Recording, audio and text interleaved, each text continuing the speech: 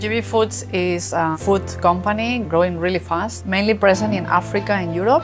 We have products in different categories. We produce soups, we produce pasta, noodles, table sauces, and other topics like ready meals or teas and infusions. Our company has a mantra, delivering while transforming. We have been always in constant change. It's part of our DNA.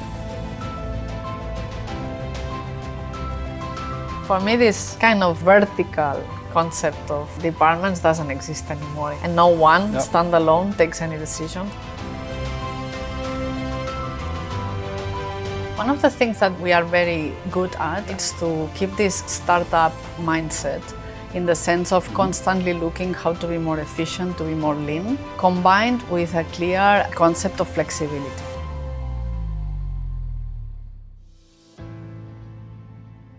This is CIONET TV. My name is Hendrik Deckers. I'm here today with Eulalia Nadal, who is the Chief Corporate Officer and the Chief Information Officer of GBfoods. A very warm welcome, Eulalia.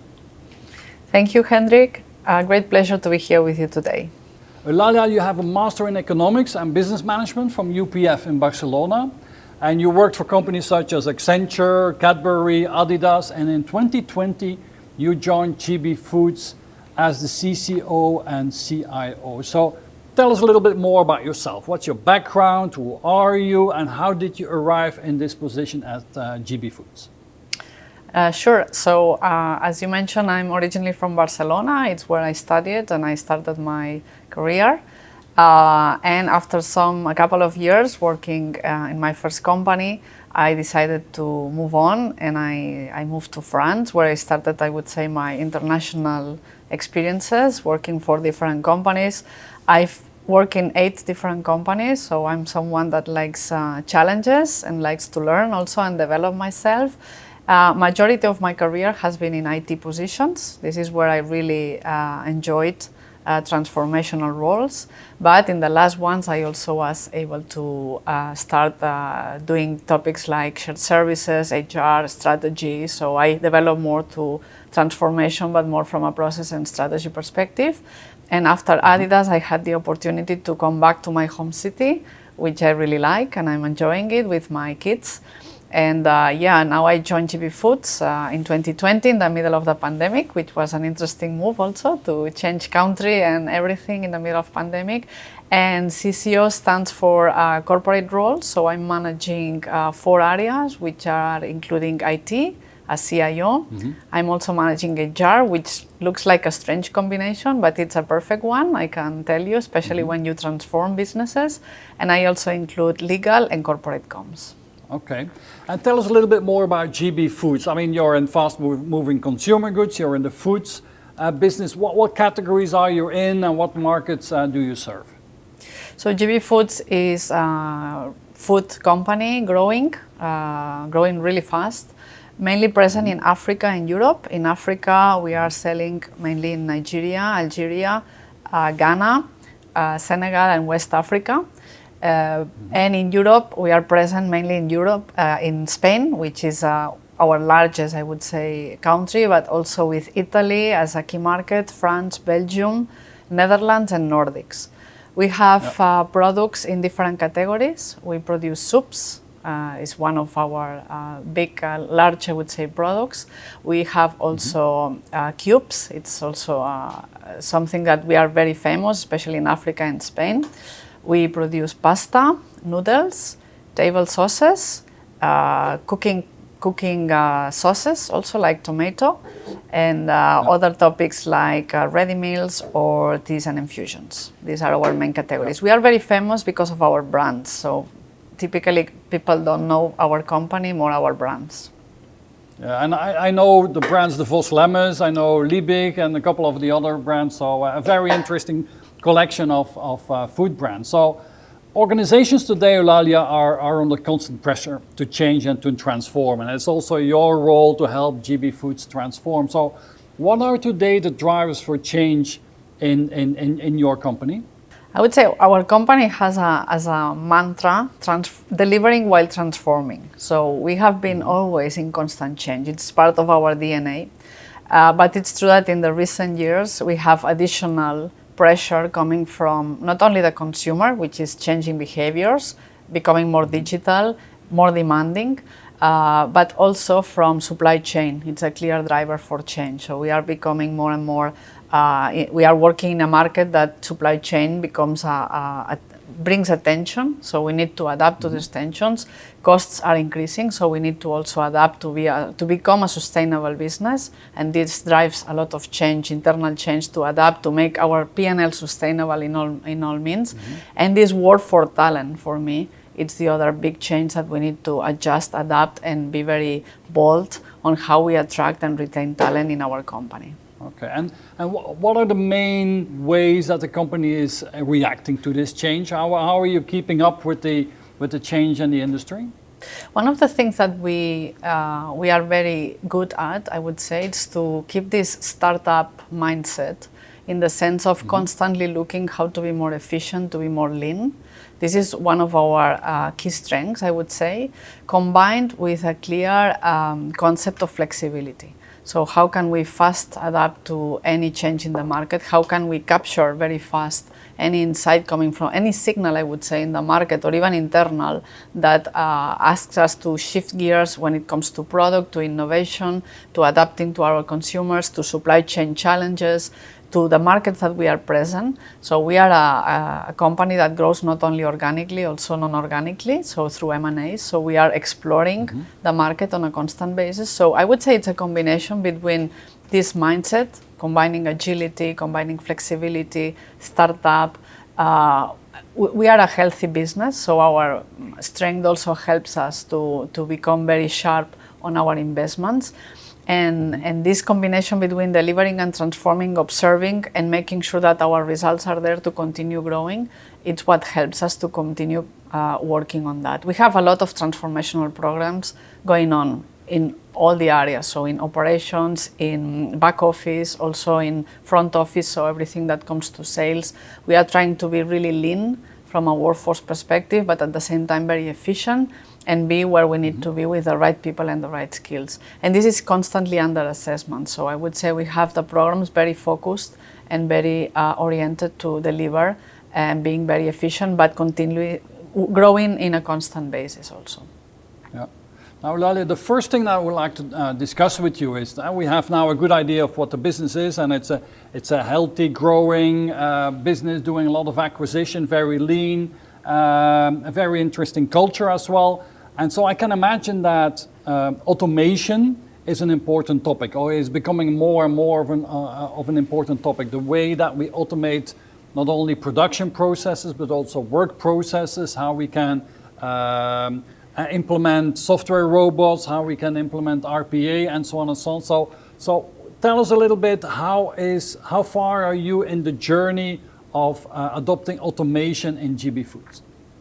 I would say we are more than piloting. So we started maybe piloting 2-3 years ago, but now we are becoming, embedding, I would say, automation as part of our main processes. It's true that we are most focused on back office functions when it comes to automation, but we have already a tool. We have already worked in more than 10 processes to automate, and now we are even in the phase of setting up a digital office in which we are putting strong governance, analyzing processes that we can automate, that we can monitoring, I would say, the automation, how it works, and even checking the results of this automation when it comes to savings, efficiencies, retrofitting the wheel. So I would say we have switched from piloting automation to already establishing this as an area within our organization that in a constant basis seeks for efficiencies in our organization. And why is it that this is important for you? Is that because it allows you to save costs, is to be more efficient, or is it allows you to be more innovative, or does it allow you to take away boring work from your people? What are the drivers to implement these new automation processes and tools? I would say in our case it's clearly efficiency driven. So we have processes that, and again, this links to our concept of being a lean organization. So we cannot afford growth only by adding people to our organization. So we need to look for ways to automate and look for efficiencies to do more work with a reasonable, I would say, number of teams. And these tools also bring value in the sense of automating processes, allowing that we focus people in value-adding tasks. This is also another component that for us is very relevant, that people really focus their time on value-adding, or even in tasks that satisfy themselves, that they are not doing repetitive tasks that are nonsense or non-value adding. So for us, it's more, this is the focus, and this is where we are looking for more and more processes, standardized process that we can continue automating and making it more efficient. Okay, super. So let's talk a little bit maybe first about the back office processes. Can you give a couple of examples? Which functions are you automating and how are you doing that? Yeah, I would say finance became our first guinea pig in this journey, and they have really volunteered in many aspects. We started with accounts payable as one of the key ones, followed by treasury. These were the two ones where we had a lot of opportunities because the process was quite standardized, and there are a lot of repetitive tasks that you can really automate and implement robotics and process automation, RPA. So this is where we started. And now we are expanding in some operational process, especially in procurement and customer service. And we try to follow with HR processes, like for example, approvals of new headcounts or things that we can really make more lean, more digital, more automated, and that people appreciate also, not to spend much time in things that a robot can do. Okay, so in treasury and procurement, in general, in finance, also in HR. Can you give us a couple of very concrete examples how that works? Yeah, definitely. So in accounts payable, clearly we have a lot of, I would say, invoices to process from suppliers. And in this case, so we found that a lot of value by automating that process, in which we can really capture scanned image of those invoices, and then by identifying the different parts like supplier number or amount, currency, this is something that the robots can clearly identify, automate, and then load it directly in SAP. This added a lot of value and allowed us to really save time from many people and process a lot of invoices faster than before. And the other big area, which is treasury, we are also doing a lot of reconciliation of accounts, which is an area that requires, it's managing huge volume of data, and it's something that once you have, I would say, all the numbers and all the details, by just indicating to the robot which fields they need to match, it's something that also saves a lot of time and adds a lot of value when you automate. Value in the sense of, this is a non-value adding process that then you remove from people, and you can dedicate those people to do more value adding. Okay. And how do you find the best processes or the more interesting processes to automate? Do you do some kind of analysis or some mining of processes? How does that work? Well, we observe a lot, and we spend time with our key business partners and observe, because typically when you observe them in the daily work is where you find out these repetitive tasks that sometimes they don't even realize, and then you identify, look, here are opportunities. Also, another thing that helped us a lot is to document the process on a very detailed basis, because when you document the process, the tools themselves that are helping you to document those processes help you to identify which pieces of the process you can automate better, you can make them more efficient, you can add RPA technologies on top of them. So it's this combination between observing, asking the users, because sometimes they come and they say, look, this is very repetitive, this we should do something, plus these tools that help you to identify those processes themselves. So this is how we identify them, and then it's true that we at the beginning, we were more looking for areas that show the interest to test this type of technologies. Now we have more demand and capacity. So people are coming to us to ask for this type of support and automation. And now we need to even filter the demand. This is why we are thinking about expanding also our office, our digital office, with external support, external partners that help us to do more even with the same budget. So it's looking really good now. And you have a dedicated team that works on automation inside IT, or is it outside of IT? How is that organized? We have a team in IT, but it's really small because what we are doing is to work with an external company that helps us as an extension of our team. So we are the ones filtering the demand, and it's true that we have some kind of expertise also internally, but this third party is the one that helps us. They have the knowledge of not only one tool, several tools that we could use, and then they help us to implement, to maintain, to evolve, I would say, the processes when there are changes that we need to adjust the process that we have automated.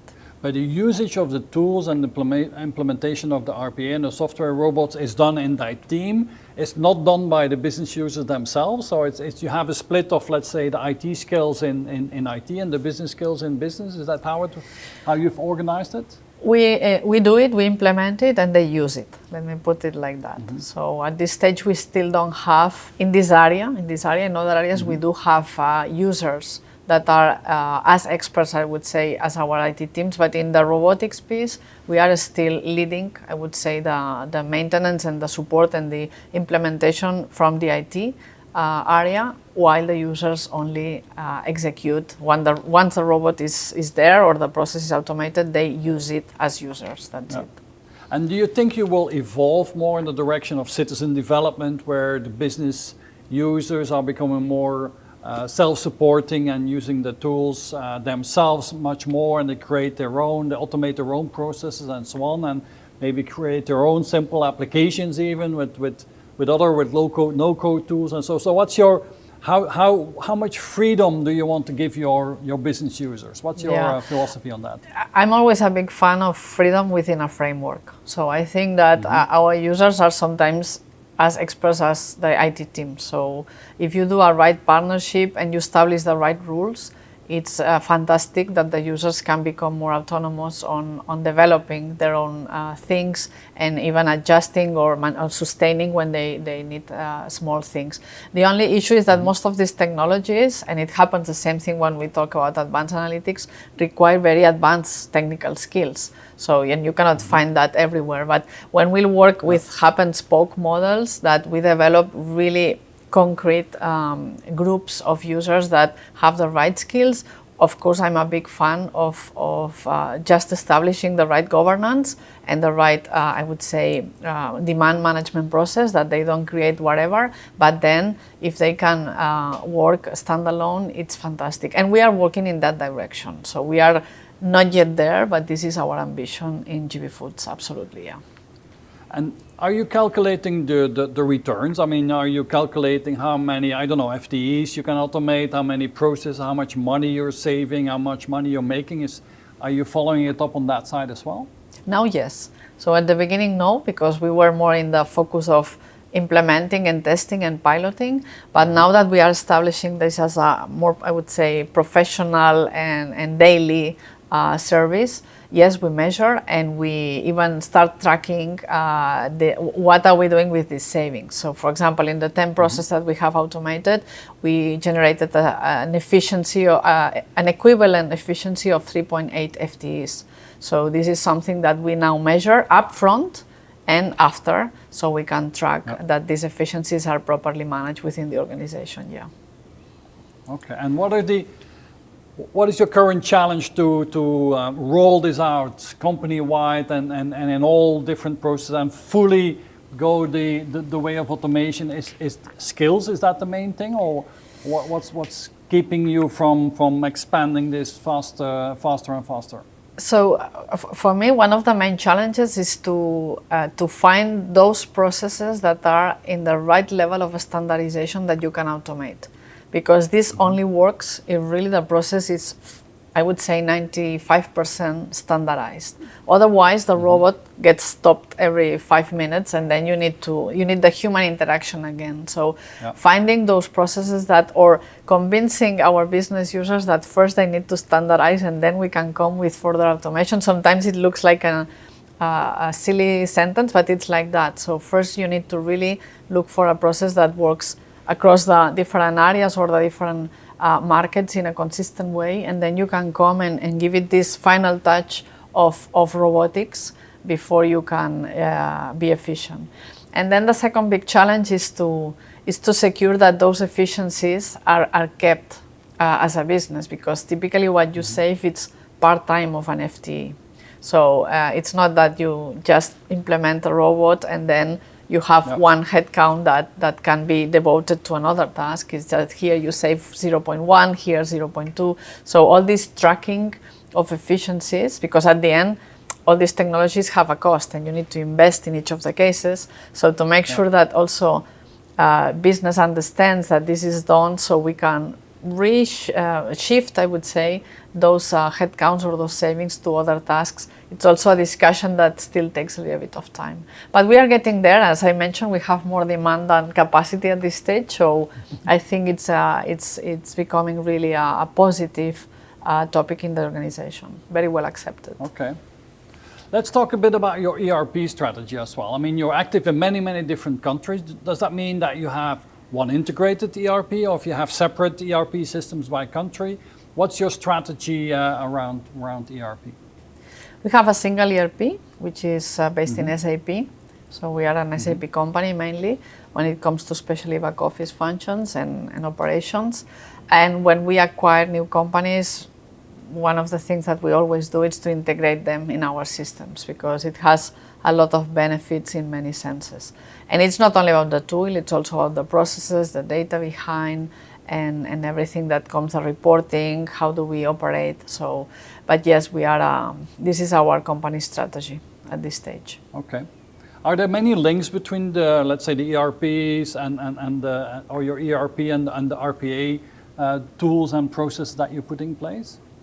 There are, but not when we integrate. So we implement them after. So once the processes are standardized and when we operate in, I would say, in a standard mode, then it's when we come with the RPA in a second stage. This is not applying to the commercial area. So in the commercial area, we clearly have other tools and a more flexible approach. But yeah, in everything that comes to back office and operations, we first go with, I would say, more the ERP and the process standardization, and then we come with the RPA approach. Okay, great. So we've got a good view of where you are in your automation journey and your strategy, your vision on that. Let's talk a moment about the relationship between CIO and CFO in this area of automation, because I mean, this is a strategic decision for the company to do more automation. Finance is your favorite client in this domain as well. So the decisions to go for and how to go for automation are in some companies more taken by the CFO and some companies more by the CIO. How does that work together? How do you collaborate with your CFO when you talk automation in your organization?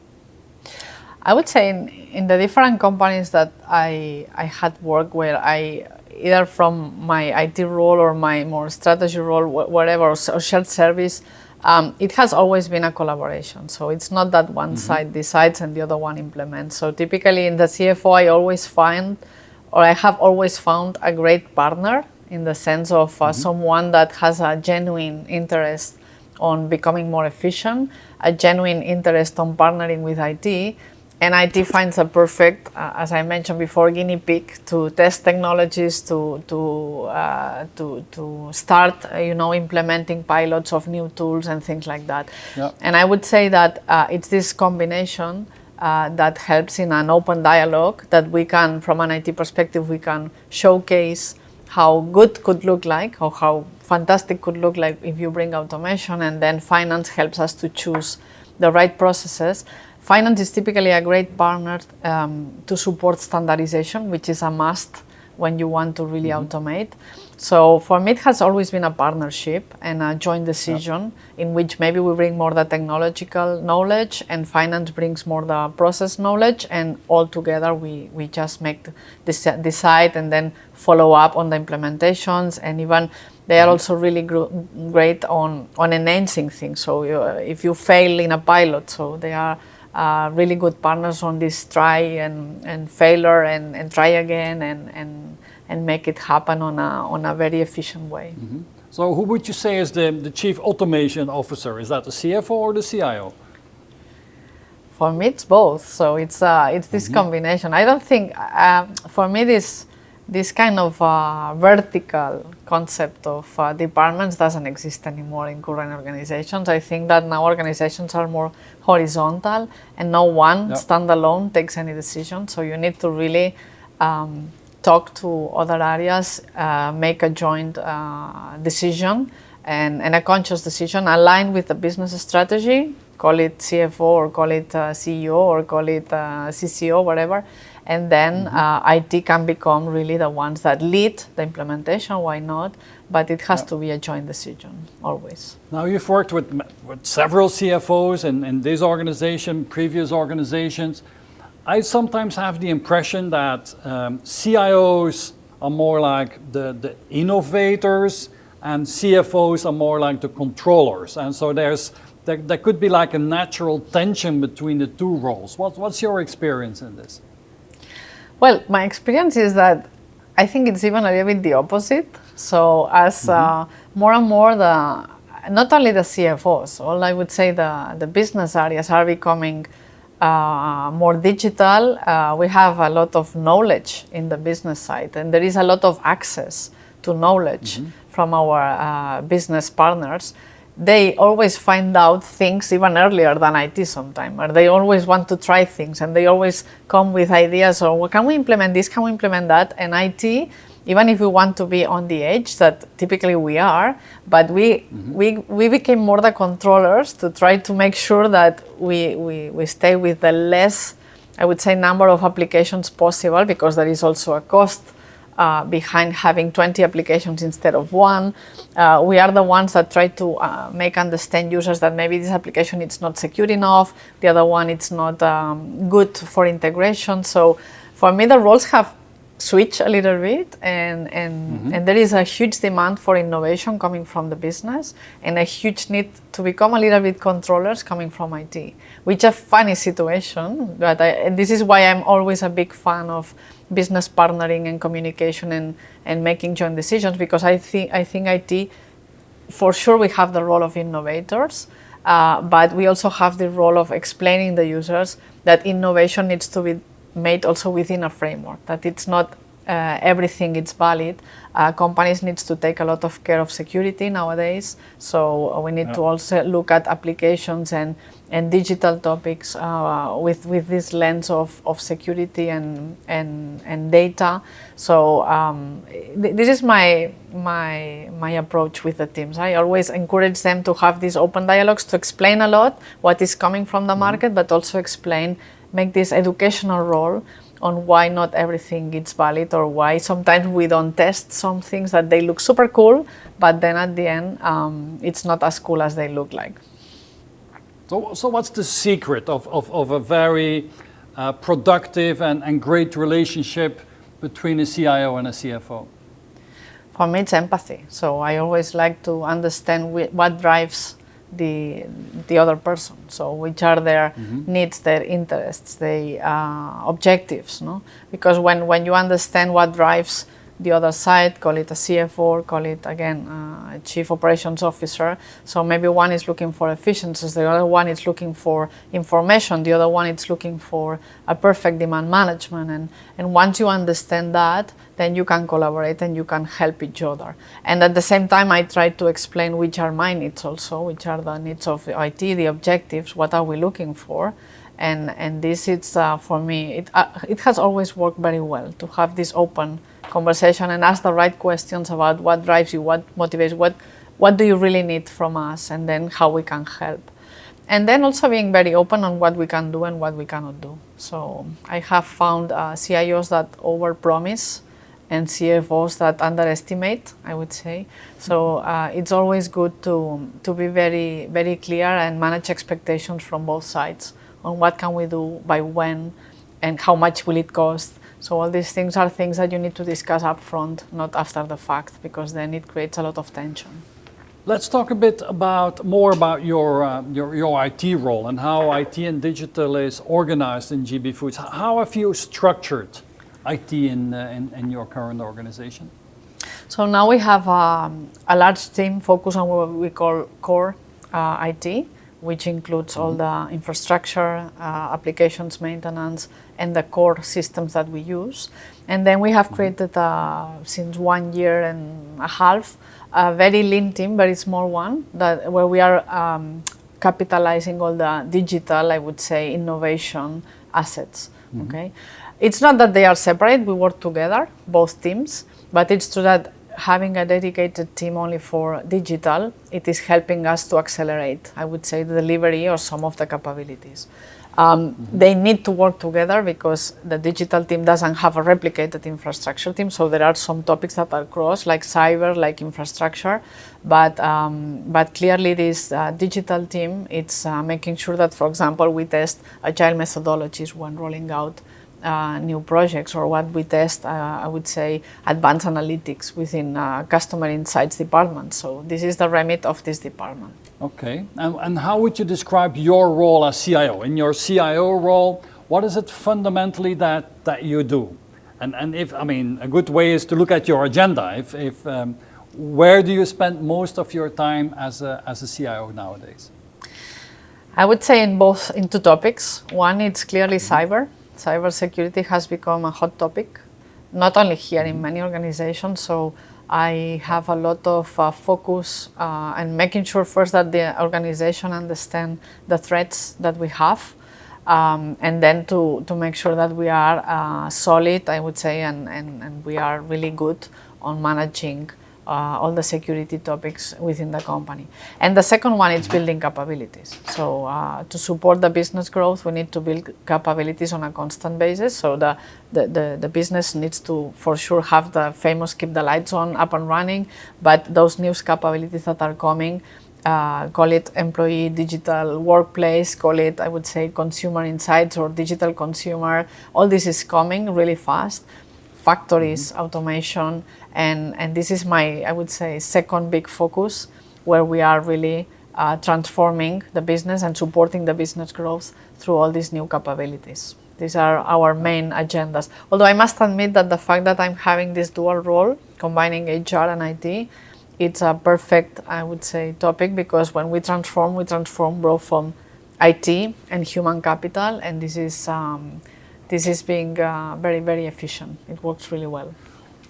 Well, let's talk a little bit on how do you do that? How do you attract people? How do you grow your people? How do you make sure that you retain your best people? I mean, in the food industry, it's maybe not the hottest industry for top IT talent, I don't know. So how do you make sure that you have good people around you in your IT and digital teams?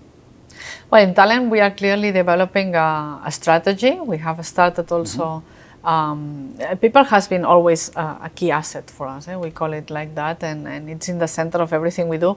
People that we have in the company and people that we want to attract from outside. So our strategy to attract and retain talent, it starts before we have people in the company. So how do we go outside and look for talent everywhere? This globalization, I would say, on the search, it's something that has changed in the recent, I would say, couple of years. So we are not anymore a local company, even if we have a local operating model. But yes, we search talent locally, but we also search talent globally.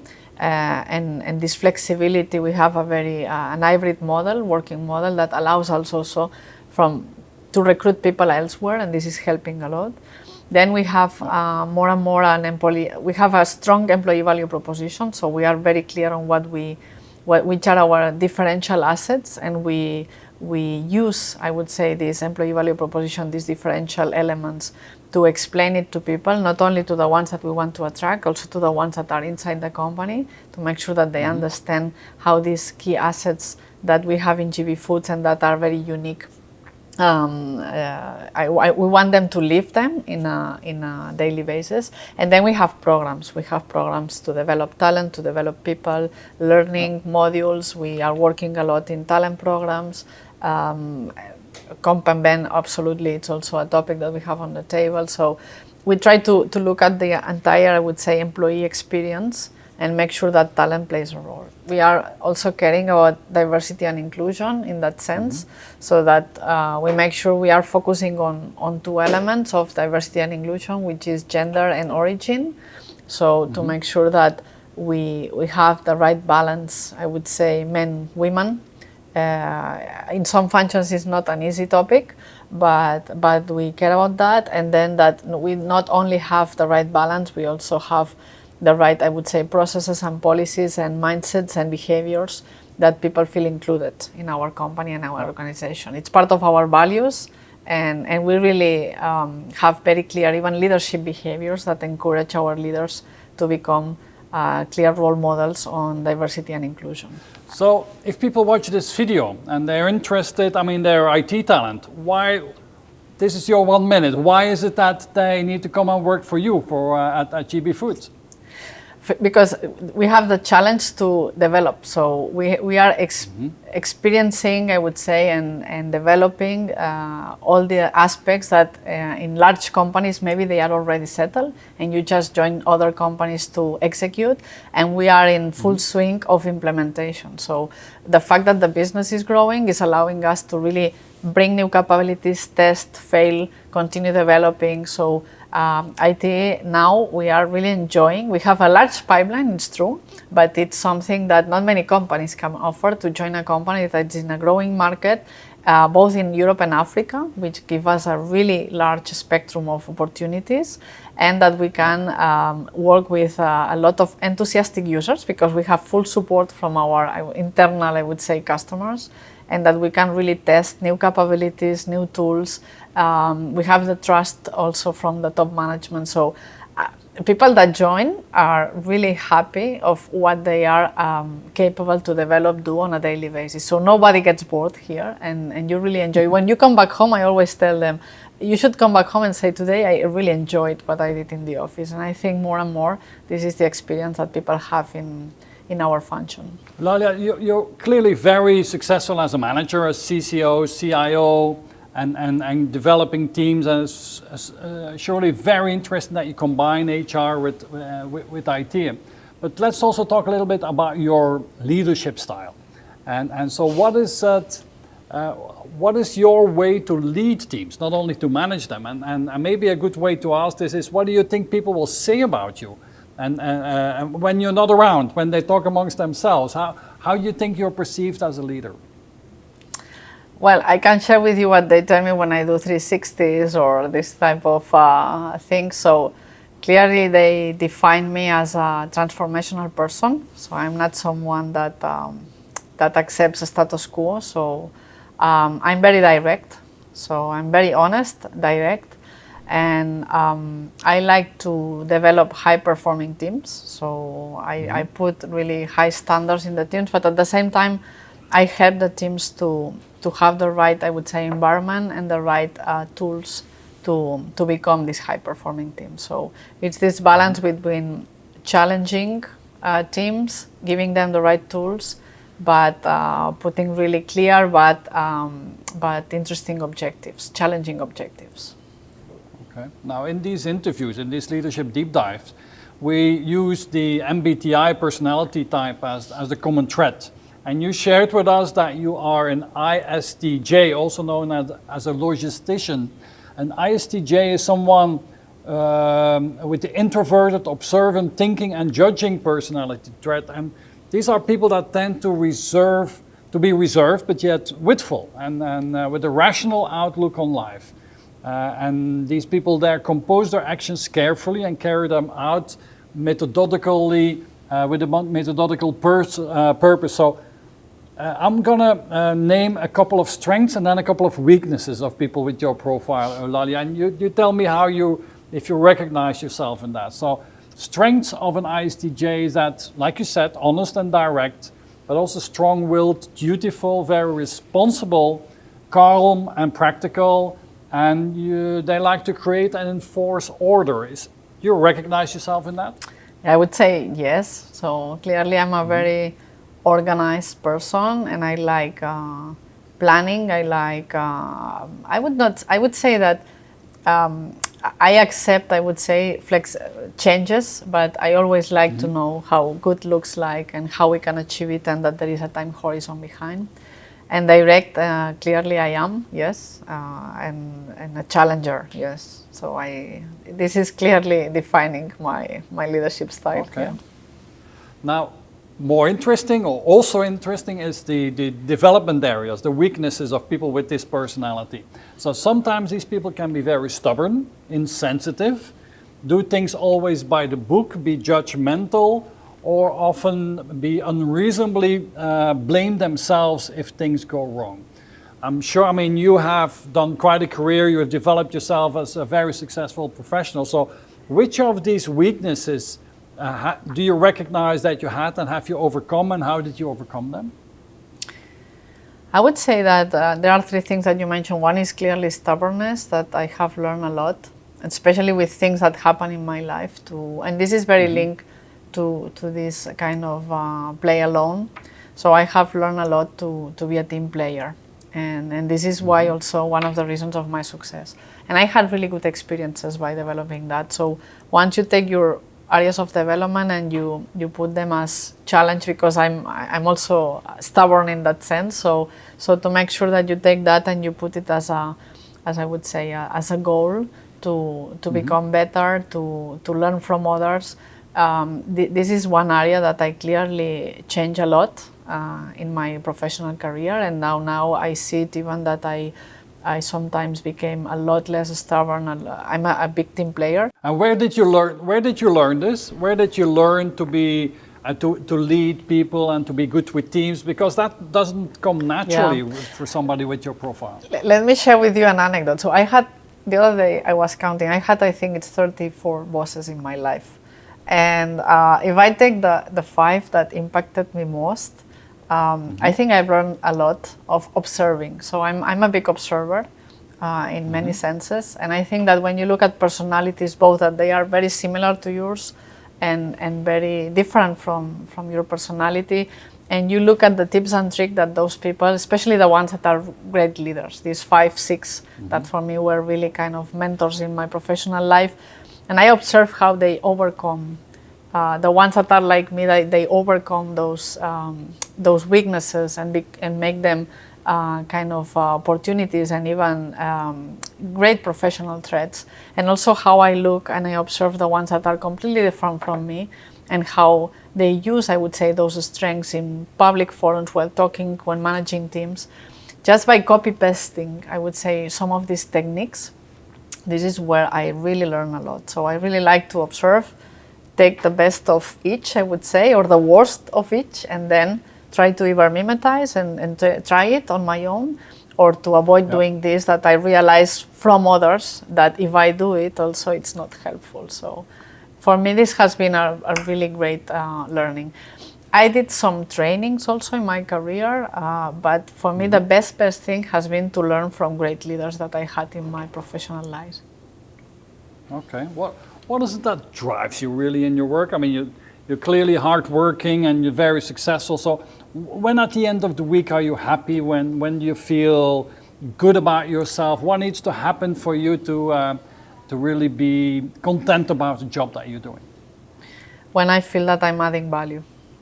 So this is something that, and I always like to reflect, maybe not on a daily basis, but yes, in a weekly basis, look back and say, okay, what did I do this week that added value to either the company, society, individual, that could be my kids, my family, or my team, or that we did together.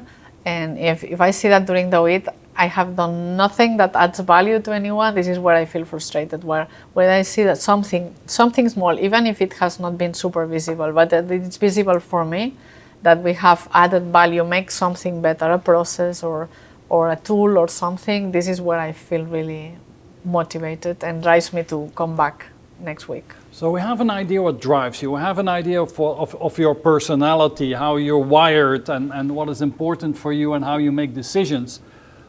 Can you tell us a little bit more about your core values? What are, and maybe a good way to analyze this is, you shared with us that you have 2 boys, 13 and 16, teenagers.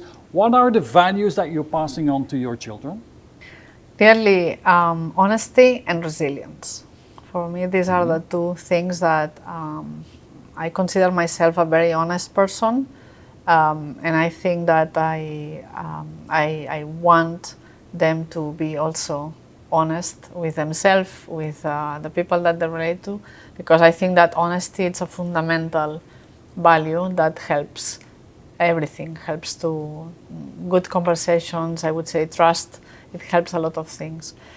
And I would say resilience for me it's very relevant because especially as a woman, I had a lot of challenges in my life, in my professional life, as you can imagine, that without resilience I would have not overcome them. So I think that resilience teaches you to, when you fall down, to stand up again, to try things, to be selective on who do you trust, who do you listen, but to take the best to observe. So for me, resilience is the second value that drives me a lot and that I try to convey to my kids.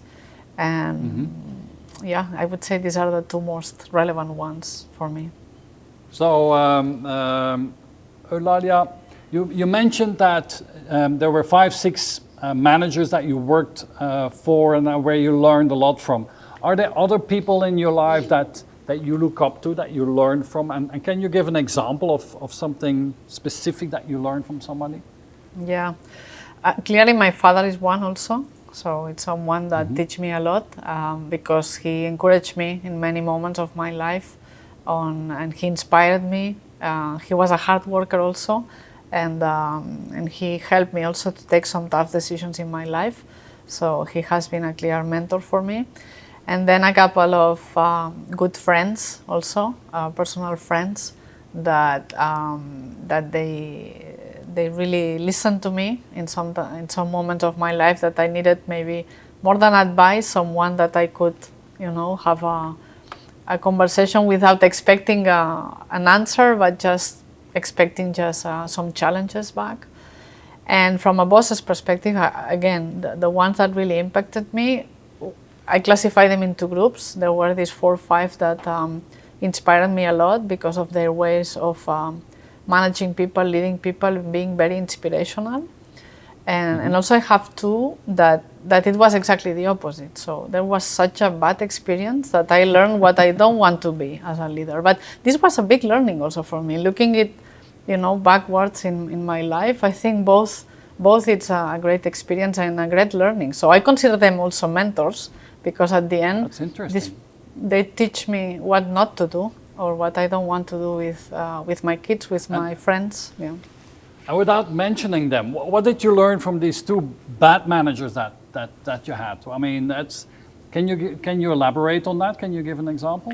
I would say it was mainly 2 things. One is the lack of humanity, I would say, this honesty that I was mentioning. So I think that in both cases they were people that they didn't listen, they didn't care about people, they were very putting themselves at the center, so with hidden agendas. So for me, this hidden agendas topic is something that I've learned that it's the worst thing that can happen in a company. And this is one thing that I really appreciate from GBfoods, that we don't have hidden agendas. And I think that the way that they were treating people, so the way that were communicating to people, the lack of empathy, the lack of honesty, this is what I decided, that as much as I'm in a difficult situation, managing a complex conflict moment, I will never lack respect to the person that I'm talking to, or I would never be dishonest, I would say, to that person, because at the end, everything will come back to a bad end. So, you have worked for 8 different companies now, many different bosses you shared as well, and you've made quite a career, and congratulations on that. But I'm sure that on the way, we all make our mistakes and we all have our failures. So would you mind sharing maybe what was your most brilliant failure that you ever came across as a professional? Yeah. Well, I always remember, I think it was in my middle, career path. It was not at the beginning, so that we had a big failure with with a rollout of a big SAP implementation, because we completely underestimated the change management required with people. I think it was a combination of implementing in Asia and Latin America. So I came with all the European, I would say, expertise, and we completely failed because of the cultural differences and this underestimating the different approach that you need to follow with different cultures, with different users, with different needs. So it was a big failure, but a big learning, because I think now I take a lot of care about cultural differences and change management and the need to make sure that people are on board before you come with a tool. So I completely changed the order after that. So first comes people and processes, and then the tools, not the opposite. So this was a big failure. We didn't go live at the end, and we needed another year to roll out everything from, I would not say from scratch, but almost. But yeah, it was a big learning. Yeah. Now let's talk about good things as well. So, if you look back a little bit on your life and where you are now, what is maybe one of the best things that has ever happened to you? I think my professional career in general, I feel really proud of the different companies that I have been able to work for, and the different roles that I could have played in each of them. So I feel really happy and proud about having had the opportunity to transform in different sectors, in different companies, processes to achieve results, and to make good friends and good colleagues in each of them. So if I look at my 8 experiences, there is none of them that I regret anything. So I think that this is something that I feel happy and proud. And looking backwards, I always like each of them and what I have done in each of them, the people I met in each of them, and what I have achieved and delivered as value in each of them. So I feel proud about all that. Okay, super. Now, you're clearly very passionate about delivering success, passionate about creating teams, about honesty, and about no hidden agendas, and adding value to organizations. What are the passions in your private life? What is it that you spend time on outside of the company?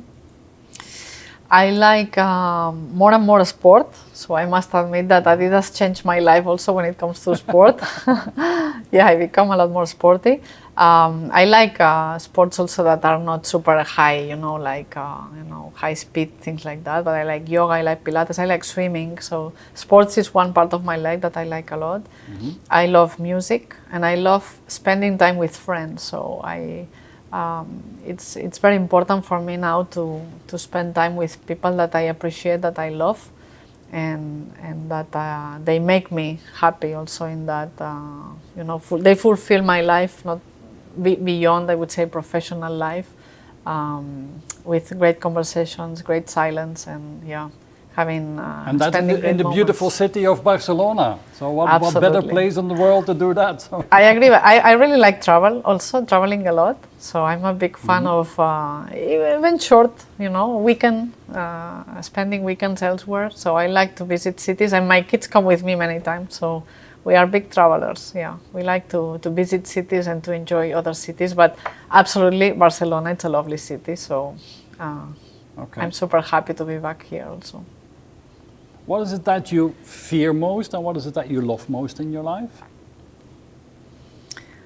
I think that fear, I would say topics related to health, especially. So I think that all this, not only because of the pandemic situation in general, when you become older, health becomes an asset, I would say. So this is something that you always are a little bit scared about, getting older and having health issues. It's not really fear, it's just something that it's kind of a concern. Not only for me, also for my family and my parents, and everyone that is surrounding me. And what I really love most, I would say, it's silence. I'm a person that sometimes likes to stay in a place, quiet, silence, open air, and just enjoy that.